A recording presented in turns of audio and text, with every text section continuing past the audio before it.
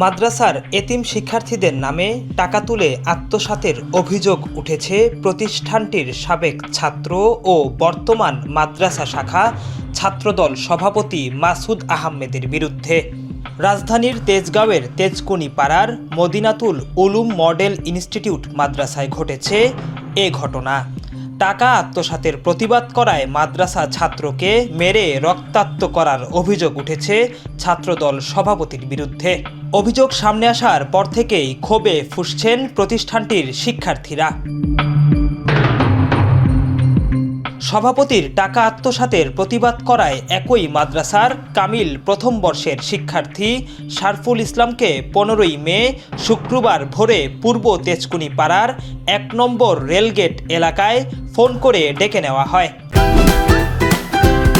Optical brighter photo catalyst active granule সমৃদ্ধ বসুন্ধরা পাওয়ার wash, ঝলমলে কাপড়ে ফুরফুরে মন। পরে ধারালো অস্ত্র দিয়ে তার ঘাড়ে আঘাত করা হয় বলে অভিযোগ উঠেছে। আঘাত করেই থামেনি হামলাকারীরা।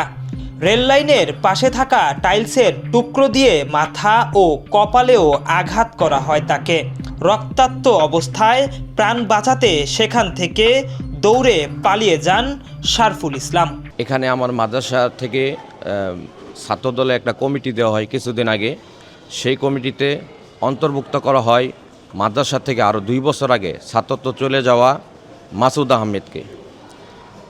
সে কিছুদিন পূর্বে দাখিল পরীক্ষার্থীদের কথা বলে বিভিন্ন জায়গা থেকে অসৎ উপায়ে টাকা এনে সেই টাকা শিক্ষার্থীদেরকে না দিয়ে সে নিজে আত্মসাৎ করে। এটা সাধারণ শিক্ষার্থীদের উপরে একটা জানাজানি হওয়ার পরে ক্ষোভ সৃষ্টি হয়। তখন সাধারণ শিক্ষার্থী কে বা কারা আমাদের ওয়ালে বিভিন্ন জায়গায় রুমের আশেপাশে একটা প্রতিবাদ লিপিবদ্ধ করে। সেই লিপিবদ্ধটা শুধু আমি এই শারফুল এই কামেল প্রথম বছর ছাত্র ওয়াল থেকে উঠে আমাদের সিনিয়র একটা মেসেঞ্জার গ্রুপ আছে, এই মেসেঞ্জার গ্রুপে আমি পুশ করার কারণে সে আমাকে ভোর 5টা 30 মিনিটে সে আমাকে ফোন দিয়ে ডেকে সে আমার উপরে ছুরি দিয়ে অতর্কিত হামলা করে হত্যার উদ্দেশ্যে। এটা আমাদের গেট থেকে 20 গজ সামনে। হ্যাঁ, আমি এর বিচার চাই। আমি ছাত্রদলের একজন কর্মী। হ্যাঁ, আমি এটা সর্বোচ্চ তার গ্রেপ্তার দাবি করি এবং সর্বোচ্চ বিচার চাই। শিক্ষার্থীদের অভিযোগ, দীর্ঘদিন ধরেই নানা অনিয়ম, চাঁদাবাজি ও প্রভাব বিস্তারের সঙ্গে জড়িত ছিলেন অভিযুক্ত মাসুদ আহমেদ। অথচ তার ছাত্রত্ব শেষ হয়েছে প্রায় 2 বছর আগে। বিষয়টি নিয়ে শিক্ষার্থীদের মধ্যে ক্ষোভ তৈরি হলে প্রতিবাদ করেন কামিল প্রথম বর্ষের ছাত্র শারফুল ইসলাম। আর সেই প্রতিবাদের জের ধরেই তার উপর চালানো হয় হামলা বলে দাবি সহপাঠীদের।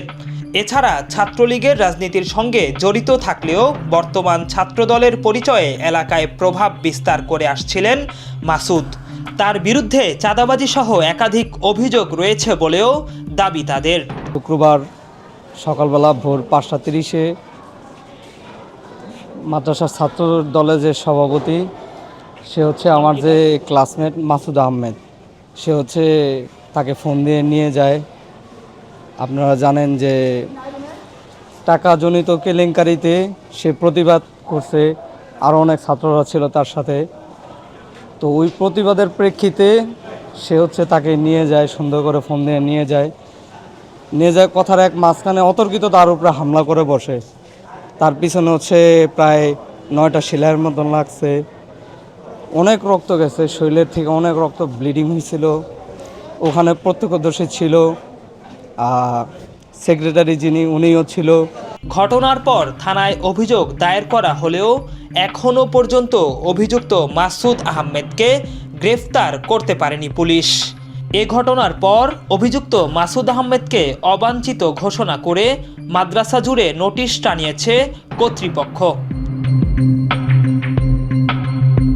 এ বিষয়ে জানতে প্রতিষ্ঠানটির অধ্যক্ষ মোস্তফা কামালের সঙ্গে যোগাযোগ করা হলে তিনি বিস্তারিত অবগত নন বলেও জানান। তবে শিক্ষার্থী আহত হওয়ার খবর পেয়েছেন এবং অভিযুক্ত ছাত্রদল নেতা প্রতিষ্ঠানটির সাবেক শিক্ষার্থী বলেও জানান তিনি। আমি এই বিষয়ে ভাই কিছুই জানি না। আচ্ছা। আমার এই বিষয়ে আমার কোনো অবহিত নাই, আমি কিছু জানি না। যেহেতু ছাত্ররা পরীক্ষায় সহযোগে যায় এবং আমি যতটুকু জানি আমাদের ট্রাস্টের আবাসন যে কর্তৃপক্ষ আছে তারা তাদের গাড়ি ভাড়া বাবদ তাদেরকে কিছু অংশ সহযোগিতা করছে। বাকিরা ছেলেরা একজনে 1200 টাকা করে প্রত্যেক ছেলে নিজেরা পেমেন্ট করছে। 1200 টাকা করে প্রত্যেক ছেলে পেমেন্ট করার পরেও সামান্য কিছু শর্ট ছিল। আমাদের হোস্টেল সুপার মাননীয় নজরুল ইসলাম সাহেব তাদেরকে আরো কিছু টাকা সহযোগিতা করছে। না ওইটা তো জেনেছি, সে তো আহত হয়েছে সেটা জেনেছি। সে হাসপাতালে এডমিট হয়েছে, থানাতে তার বিরুদ্ধে এজাহার হয়েছে বা মামলা হয়েছে।